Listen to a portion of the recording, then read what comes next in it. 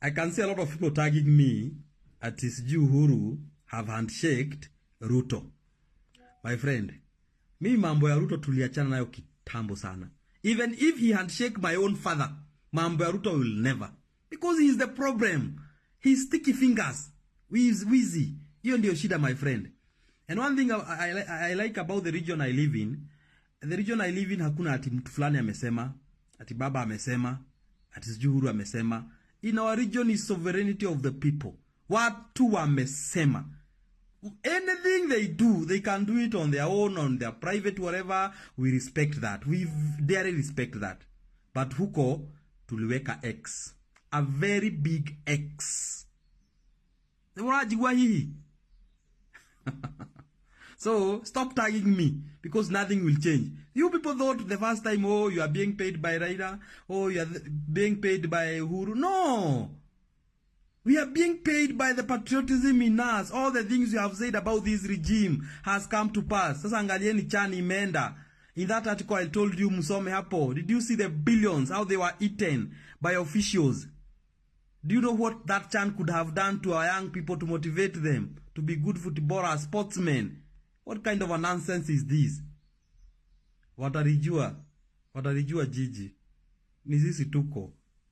The millennials and the Gen Z. Yeah, so it seems the ground wamamua like history na handshake ya Ruto na Uhuru haiingi kwa kichwa, more so like the Mount Kenya people wako like asa walitoka Misri au warudi tena. Around the whole creative space, and I remember we had trouble trying to bring on board the Grammys. I remember we had very serious challenges, and I had personally to get involved, for some of these to come on board on what we can do around the studio and what we can do around that space. And I remember Dennis Itumbi, who I'm sure is somewhere here, pushing me to do certain things. Did you hear what that good man said? And can you help me say sir. Some of those things that we agreed that we want, especially on the two subjects of intellectual property and piracy? So on intellectual property and piracy, sir, Izzy has actually been involved in the crafting of the creative economy bill that is still pending in Parliament, and he's played a good part with his association of coming with that. And that is a key part in that creative economy bill with a few amendments. And he's in the working group. So in fact, the challenge will be back to him to ensure that he helps us to ensure that we get it back and good and going. However, he's raised two key issues, both if you allow me to respond to him. Yes. The first one is on the commerce of the creative economy. The president went to the USA and interacted, including with Hollywood stars at Tyler Perry Studios. And one of the things that the president is now working on is for a space for the creative economy. We all appreciate that Nairobi on Sundays has become an open theater where people actually shoot everything. In fact, ahead of Izzy there is a gentleman from Grammy Awards, and there's also something there you're doing around the Grammy Awards for Africa. And we have actually instructed the State Department to pay so that then the Grammy Awards can be hosted in Kenya. There are a few things to unlock, and this gentleman has an appointment with you this week to unlock that part. So on that part of commerce, we are not only interested, but we are actively playing a part on it. Finally, the president has already given instructions, and I've written to you a letter from our Office of Creative Economic Coordination for us to begin bidding for the World Creative Economy Conference in 2027 to become the first African country to bring the world sector here, because that will unlock the entire creative economy. Makofi kwao. Wamelipia. For those who did not understand, Raisi mtukufu wa Kenya amesema amelipia 500 million for Grammys to be hosted in Kenya. Wow.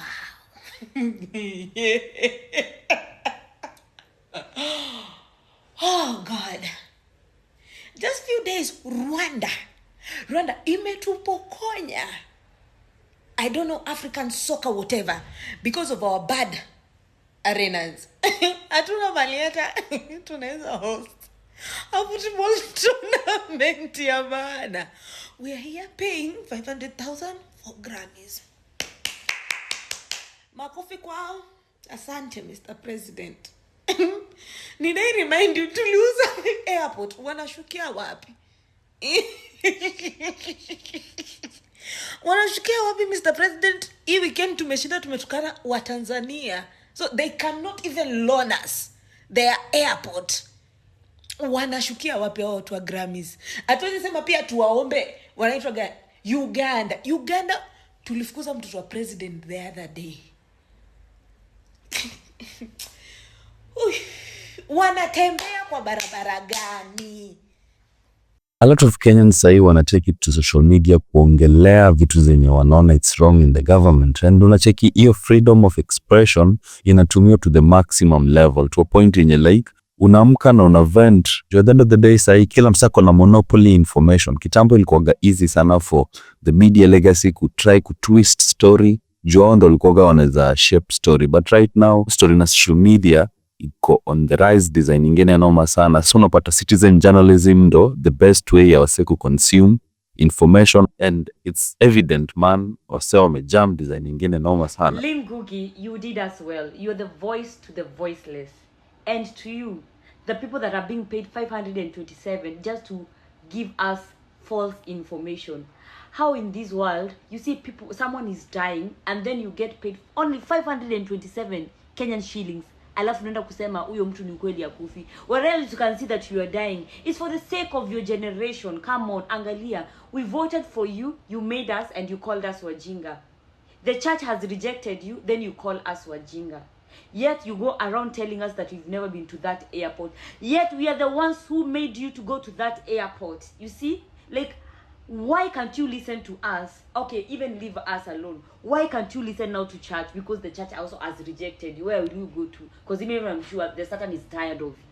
But my God, how can you pay someone in this world to be your blogger, to just give wapeane tu uongo like unalipa mtu 520? And let me tell you, ask you as an old person, how can someone just pay you 527 just to spread uongo? How is this even possible? You see, you're dying, you've never been to that airport. Some of those people who are being paid 527, they have not even stepped to that airport, but you're there saying, oh, you can. You wanted to take advantage of us within Adan group, but God revealed who is this person. Who God revealed. Then you come and call us wajinga. Who is wajinga? Can't you see that God is using us millennials and Gen Zs? So this whole thing of people gaslighting others because they are calling out are wrong. It is wrong. Tribal card is no longer playing. Na hiyo ndio kitu nasumbua William Ruto kabisa. This all nonsense wanajifanya ati oh peace. Nobody is fighting against each other. We, the 99.9% Kenyans, we are fighting against this rogue government, and Ruto is so much worried. We are not giving up. Lynn Ngugi, I know a lot of content creators. Wenye wanajifanya wataki participate, they are not seeing, they are not doing whatever because they want to protect the bag. The bag is always protected because, listen, this thing is totally connected. For you to bag the bag, we have to be on board. I mean, if you have a YouTube channel, a TikTok channel and whatever, lazima hizo numbers, lazima tukufollow and all that. Ndio sasa kidogo uanze kupata do. Tusipokufollow, hawezi anza kupata do. So here's the thing. If we are supposed to cancel anybody, any content creator, anybody selling any product, na affiliated ama associated to this government that is doing bad things to Kenyans. Sawa? And we should start calling them out. Said tunaanza kucall in Ngugi sababu amecall out ati Mkikuyu anajaribu kuwakataa Mwakalenjina manake. That is no longer here. It is us against proper governance. Sawa? Okay, so ile cancellation ya Lynn Ngugi ili show just how Wakenya wanapenda their own, and also they'll stand for something kauna cheki there's something wrong. Lynn Ngugi akona platform ingine bigi sana and akona over 1 million subscribers. That's a crazy following and influencing you them and will me noma sana, and it's amazing that natumia this influence yake ku actually kuongelea vitu zenye ziko important and vitu zenye like the people need to know about. And hii story haiku sit well na the government bloggers, but at the end of the day wanasemanga like the citizens army walitokea in large numbers, na unajonga social media ndo the battleground. Design yenye sahi sasa government bloggers wanakapitia. Juu sahi hawezi counter over 1 million people wenye wanaoingilia na wanatry kupoke holes kwa your propaganda machine, man. Until the next video, mazee, stay safe out here.